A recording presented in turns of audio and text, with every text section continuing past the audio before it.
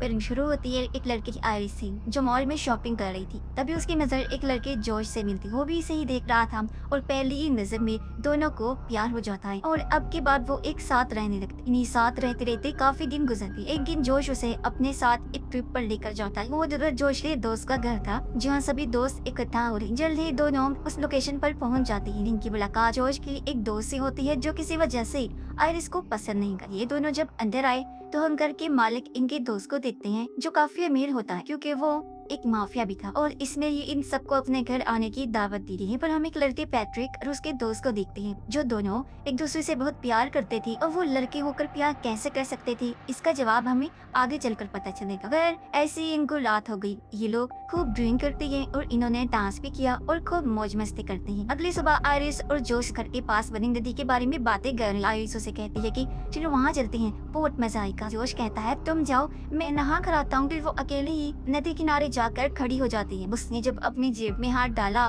तो चाकू निकलता है। उसे देख वो काफी हैरान रहती, सोचती है कि ये मेरी जेब में कैसे आया। तब यहाँ पर घर का मालिक भी आ जाता है, इसलिए आइरिस फौरन चाकू वापस रख लेती है। वो जैसे ही जाने लगी वो कहता है कि इधर ही बैठ जाओ, बातें करते हैं। अब वो रुकना तो नहीं चाहती थी लेकिन उसके कहने पर रुक गई। वो बड़ी अजीब बात कहता है कि तुम मेरी पीठ पर लोशन लगा दो। ये सुन आइरिस को बुरा तो लगा लेकिन वो ऐसा करने लगती है। अब उस मालिक मकान की हरकतें इधर ही नहीं रुकती बल्कि वो आइरिस का हाथ पकड़ लेता है, अजीब तरह से उसे हाथ लगाकर अपने बहुत करीब कर लेता है। आइरिस को बहुत बुरा लगा। वो बार बार कह रही थी कि ये तुम क्या कर रहे हो, छोड़ दो मुझे, बहुत गलत हरकत है। लेकिन वो ये कहने लगा कि कोई मसला नहीं है मेरी जान, जैसी जैसी मैं कह रहा हूँ तुम भी करो। इससे आइरिस को गुस्सा आ गया। वो बोतल उसके मुंह पर मारती है। मालिक मकान भी गुस्से में उसे जोरदार थप्पड़ मार देता है जिससे वो नीचे गिर गई और ऐसे इन दोनों के बीच हाथापाई होने लगी। उसने आइरिस का गला जोर से पकड़ लिया था, वो बस मरने ही वाली थी। अपने बचाव में आइरिस चाकू को उसकी गर्दन में घोंट देती है जिससे मौके पर ही उसकी मौत हो जाती है। कुछ देर बाद हाथ में चाकू लिए खून में लथपथ आइरिस अपने दोस्तों के पास आई। कहती है कि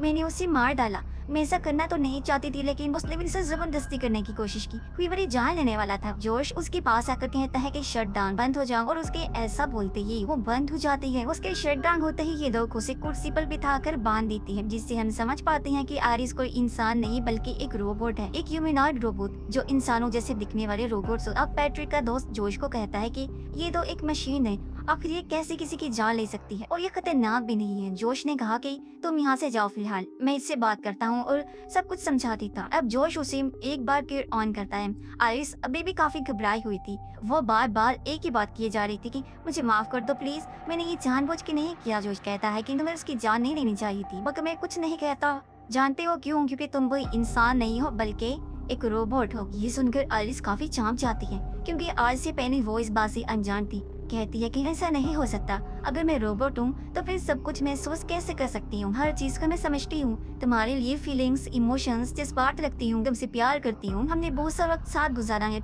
और बोर्ड ट्रिप्स पर हम साथ जा चुके हैं। इस पर जॉर्ज कहता है कि तुम सिर्फ एक मशीन हो और ये जो सारी चीजें तुम करती हो वो तुम्हारे प्रोग्राम्स हैं, यादें हैं जो तुम्हारे सिस्टम में डाले गए हैं। अब यहाँ से सीन उस टाइम में शिफ्ट होता है जब रोबोटिक कंपनी वाले पहली बार आइरिस को जॉर्ज के घर लेकर आए। कंपनी वालों ने उसे कहा था कि ये कोई आम रोबोट नहीं है बल्कि ये बिल्कुल इंसान है, इंसानों जैसे ही जज्बात रखती है। तुम बस एक बार इसके साथ प्यार दोस्ती वाला लिंक बना लो, रिश्ता बना लो, फिर ये हमेशा तुम्हारे साथ रहेगी, तुमसे प्यार करेगी। जब आइरिस का सिस्टम 100% एक्टिवेट हो जाता है तो जोश जाकर उसके सामने बैठ जाता है। आइरिस ने जब उसे देखा तो उसका चेहरा स्कैन करके उसके साथ प्यार वाला लिंक बना लिया, जिसका मतलब काम कि मूवी की शुरुआत में जो सीन हमने देखा था यानी ये मॉल वाला, वो असल में नहीं हुआ था, वो तो बस आइरिस की यादों में डाला गया था। और इस तरह से इनके प्यार का रिश्ता बना होता है। आइरिस उसे प्यार करती है और उसे लगता है कि उन्होंने बहुत सारा टाइम साथ गुजारा है, लेकिन ऐसा नहीं होता क्योंकि इन्हें मिले हुए बस अभी एक हफ्ता ही हुआ था। लेकिन यादों की वजह से आइरिस को यही लगता है कि मैं कई सालों से जोश के साथ रह रही हूँ।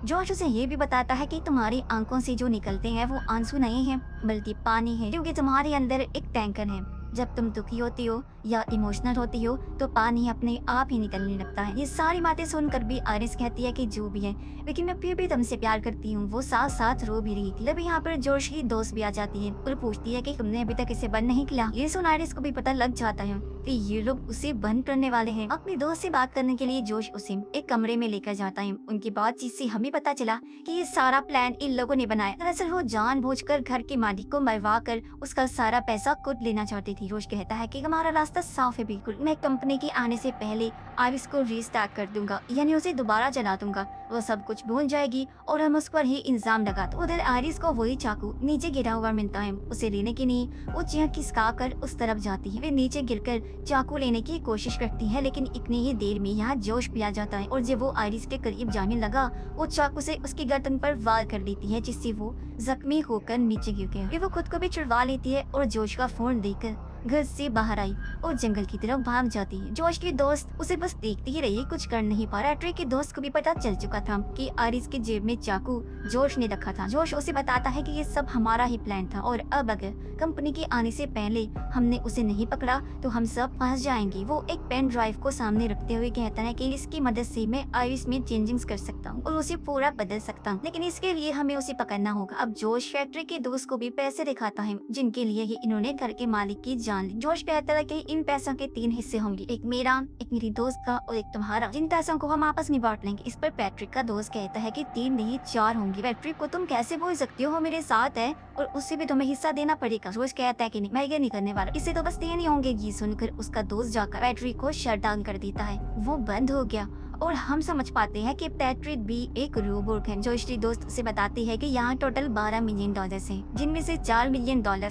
हम तुम्हें देने वाले। तुम्हें बस हमारे साथ मिलकर आइरिस को ढूंढना है, इससे तुम नहीं फंसो। वो मान तो गया, लेकिन कहता है कि गन मैं अपने पास ही रखूंगा क्योंकि आइरिस बहुत खतरनाक है। जिसके बाद वो पैट्रिक को भी ऑन कर देता है। उधर हम देखते हैं कि आइरिस जंगल में भागते हुए काफी अंदर आ गई है। जोश का फोन उसके पास था और अच्छी बात ये थी कि उसे पासवर्ड पता होता है और वो उसे ऑन करके डिवाइस कंट्रोल में जाकर अपनी सेटिंग्स को बदलने लगा। उसे इंटेलिजेंस वाला ऑप्शन नजर आया, यानी जहन का दिमाग का, जो 40% था, लेकिन ये उसे बढ़ाकर 100% कर लेती है, यानी कि अब उसका दिमाग काफी तेज काम करेगा और उसके अंदर बदलाव भी हो जाता है। वो चारों दोस्त जंगल में आ गई थी। जोश कहता है कि हमें दो की टीम बनाकर अलग अलग जाकर आइरिस को ढूंढना होगा, क्योंकि ऐसे हम आसानी से उसे ढूंढ भी लेंगे। और अब ये लोग अलग अलग होकर आइरिस को ढूंढना शुरू कर देती है। आइरिस जब पैट्रिक और उसकी दोस्त को देखती है तो फौरन एक पेड़ के पीछे छुप जाती है और उनकी बातें सुनने लगती है। पैट्रिक का दोस्त उसे बताता है कि जोश और उसकी दोस्त ने बहुत गलत किया। हम दोनों ने काफी दिन पहले ही घर के मालिक हमारे दोस्त को मारने का प्लान बनाया हुआ था, लेकिन इस बारे में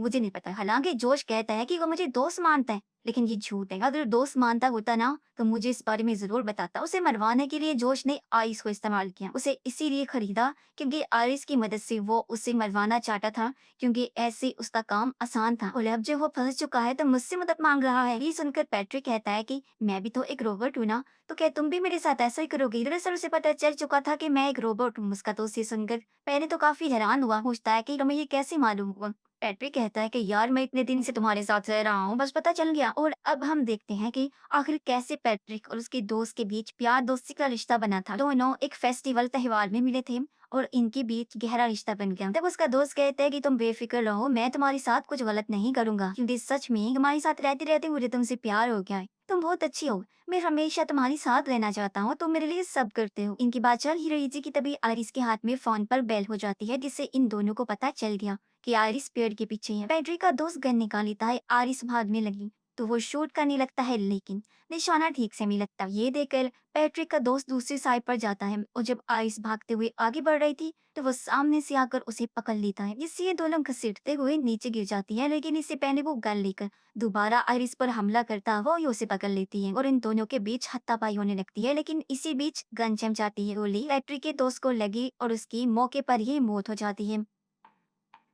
अभी सब कुछ ऊपर खड़ा हुआ पैट्रिक भी देख रहा था और अब जब जोश उसकी दोस्त भी यहाँ आई तो आइस भागकर घर की तरफ आती है। वो जोश की हाई टेक कार में बैठ जाती है और उसे लॉक कर लेती है। तब तक जोश भी यहाँ आ गया था, जो दरवाजा खोलने की कोशिश करने लगा, लेकिन कार चल नहीं रही थी क्योंकि वो सिर्फ आवाज की कमांड देने पर ही स्टार्ट होती थी। आइरिस ने जब अपनी आवाज में गाड़ी को चलने को कहा तो वो मैच नहीं कर, उसके पास वक्त कम था क्योंकि जोश भी कांच तोड़ने लगता है। अब आइरिस अपना दिमाग लगाती है, वो सेटिंग्स में जाकर अपनी आवाज को बदलकर जोश जैसा बनाने लगती है। जल्दी उसकी जैसी आवाज बनकर मैच हो गई और गाड़ी स्टार्ट हो जाती है और आइरिस यहाँ से भाग गई। लेकिन जोश का भी बहुत दिमाग चलता था। वो फौरन घर के अंदर आया, घर के मालिक का फोन लेकर पुलिस में रिपोर्ट कर देता है कि मेरी गाड़ी चोरी हो गई है। जैसे रिपोर्ट दर्ज हुई, गाड़ी एक रोड के किनारे आकर अपने आप ही बंद हो जाती है। जोश उसी फोन से अपने फोन पर कॉल करता है और जब आइरिस ने फोन उठाया तो जोश कहता है कि प्लीज तुम घर वापिस आ जाओ, मैं सब कुछ ठीक कर दूंगा। तुम एक रोबोट हो तो तुम्हें कोई सजा नहीं मिलेगी, और अगर तुम्हें इस बात का दुख भी हो रहा है तो कोई बात नहीं, मैं तुम्हारे अंदर बदलाव कर दूंगा जिससे तुम सब कुछ भूल जाओगी और हम फिर से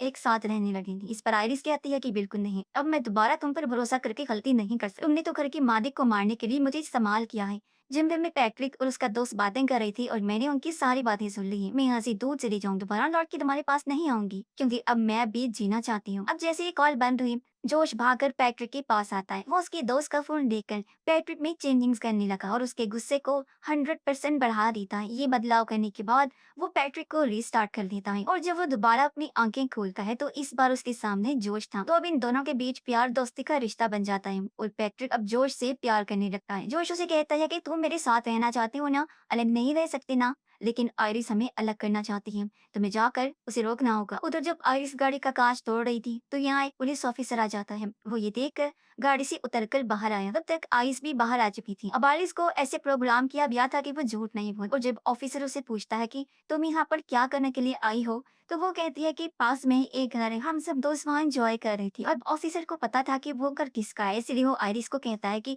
मेरे साथ चलो, मैं तुम्हें सही सलामत उसके पास छोड़ रहा था। ये सुनकर आयरिस बता देती है कि मैंने उसे जान से मार डाला और अब मेरी दोस्त मुझे जान से मार देना चाहती है, इसलिए मैं दोबारा उनके पास नहीं जाना चाहती। इतनी ही देर में यहाँ पैट्रिक आ गया। वो ऑफिसर पर हमला कर देता है, पहले उसे पीटता है, फिर बुरी तरह उसे जान से मार डालता है। फिर वो जोश का फोन लेकर आयरिस को शट डाउन करता है और उसे लेकर वापिस आ जाता है। अब जब जोश की दोस्त को सारा मामला सीरियस होता नजर आया तो वो सारे पैसों को पैक करने लगी। जोश से कहती है कि मैं तो यहाँ से जा रही हूँ, अब इस मामले को तुम ही निपटाओ। जोश कहता है कि तुम मुझे अकेले छोड़ के नहीं जा सकती, मैंने तुम्हारे ये खातिर घर के मालिक की जान दी और अब तुम्हें भी मेरे साथ रहना होगा, समझी। लेकिन वो नहीं सुन, जिद करके यहाँ से जाने लगती है। तब जोश उसे रोकने की कोशिश करता है। जब वो नहीं सुनती तो वो पैट्रिक को उसे रोकने का कहता है, और अब जान ही गई होंगे कि पैट्रिक ने उसे कैसे रोका, क्योंकि उसका गुस्सा सोफी से था। वो उसकी पीठ में चाकू घुसा देता है, जिससे वो बुरी तरह जख्मी हो गई और तेजी से उसका खून निकलने लगा और जल्द ही वो भी दम तोड़ देती है।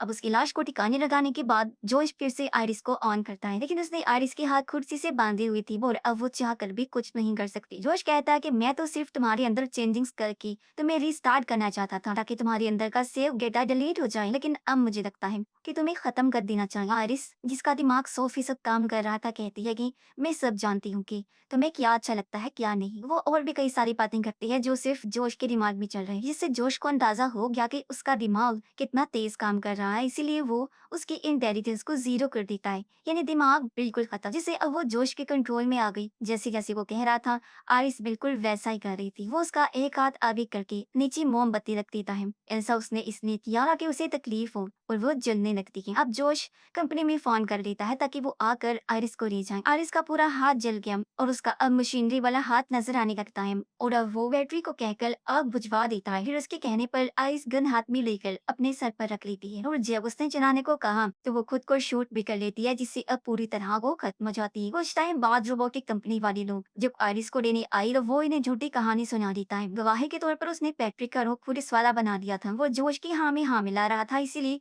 कंपनी वाले उसकी बात का यकीन कर लेते हैं। लेकिन एक वर्कर कहता भी है, सच जो भी है वो तो हम पता लगा ही देंगे, क्योंकि फ्लॉड से बचने के लिए हमने हर रोबोट के अंदर एक डिवाइस लगाई होती है जिसमें सब कुछ रिकॉर्ड होता रहता है। और अच्छी बात तो ये है कि वो डिवाइस रिकवर हो सकती है, क्योंकि गोली आइरिस के सर में लगी है, जबकि वो डिवाइस तो पीछे कमर में लगी हुई है। ये सुनकर जोश काफी टेंशन में आ गया, क्योंकि अगर डिवाइस रिकवर हो गई तो उसकी असलियत सबके सामने आ जाए। खैर, कंपनी वाले आइरिस को अपनी वैन में डाल देते हैं ले जाने के लिए और उसे रीस्टार्ट के प्रोसेस पर लगा देते हैं। लेकिन इससे पहले वो यहाँ से जाती, इनके सामने पैट्रिक आ जाता है। वो ड्राइवर को शूट करके उसकी जान ले लेता है। दूसरा आदमी ये देखकर डर गया और अपनी जान बचाने के लिए जंगल में भाग जाता है। आरिस का ये स्टार जैसे ही पूरा हुआ वो जग जाती है। जंगल में पैट्रिक भी उस दूसरे वर्कर तक पहुंच गया था और उसकी गन में गोलियां खत्म हो गई थी, इसलिए वो गला दबाकर उसे मारने लगता है। इतनी ही देर में यहाँ आरिस भी आ गई। वो पैट्रिक पर हमला करती है, लेकिन उसे कोई फर्क नहीं पड़ता। उल्टा वो ही आरिस को थप्पड़ मारकर नीचे गिरा देता है और वो हमला करने के लिए आगे बढ़ा। तब आइरिस कहती है कि जोश ने तुम्हारी यादों को मिटा दिया है, वो तुम्हारा दोस्त नहीं है, बल्कि वो तो सिर्फ तुम्हें इस्तेमाल कर रहा है, जैसे मुझे किया था। उसे हमारा असली दोस्त जिससे तुम प्यार करते कि वो मारा भी आई। तुम याद करने की कोशिश करो कि जोश तुम्हारा प्यार नहीं है। और अब जब पैट्रिक अपने दिमाग पर जोर डालता है तो उसे धीरे धीरे सब याद आने लगता है कि हाँ, सच में मेरा दोस्त जिसे मैं प्यार करता था उसकी तो मौत हो गई है। वो इस सदमे को बर्दाश्त नहीं कर पाता और अपनी भी जान ले लेता है। अब आइरिस कंपनी के दूसरे वर्कर को कहती है कि मुझे तुम्हारी मदद चाहिए। तो वर्कर ने उसके अंदर वैसा कर दिया जैसा वो चाहती थी। फिर आइरिस जोश के पास जाती है वो अपने फ़ोन से उसे बंद करने की कोशिश करता है, लेकिन वो बंद नहीं हो रही थी क्योंकि वर्कर ने आरिस के अंदर बदलाव कर दिए थी। चेंजिंग्स के बाद अब उसे कोई कंट्रोल नहीं कर पाएगा। इस बात से आरिस को खुशी होती है। अब आरिस जोश पर गर्दन देती है। जोश उसे कहता है कि तुम मुझे नहीं मारोगी क्योंकि तुम मुझसे प्यार करती हो ना। यहाँ आरिस एक बार फिर उसकी बातों में आ जाती है, लेकिन वो उस पर हमला कर देता है, उठा कर इधर उधर मारने लगा। फिर वो उसे पकड़ कर कहता है कि तुम्हें कैसे कंट्रोल करना है मैं अच्छे से जानता हूँ। उसके हाथ में एक गन थी और इस बार वो आरिस को वहां मारने वाला था जहाँ उसका डेटा सेव होता है, लेकिन वो इस बात से अनजान था कि आरिस के हाथ में भी हथियार है। इसे वो बिना टाइम गवाए उसके सर में घुसा देती है, जिससे मौके पर ही वो मारा जाता है। इसके बाद हम देखते हैं कि आरिस अपनी जिंदगी में बहुत खुश है, काफी अच्छे से वो रह रही है बिना किसी के कंट्रोल में। अब उस पर हुक्मरानी करने वाला अब कोई नहीं था, वो बिल्कुल आजाद, वो जो चाहे अपनी मर्जी से कर सकती थी। सारे पैसे और एक आलीशान कार को लेने के बाद कहीं और रहने के लिए चल पड़ती है। उसे उम्मीद थी कि मेरी नई जिंदगी बहुत खुशहाल होने वाली है। और इसी के साथ ही इस फिल्म की कहानी यहीं पर खत्म हो जाती है।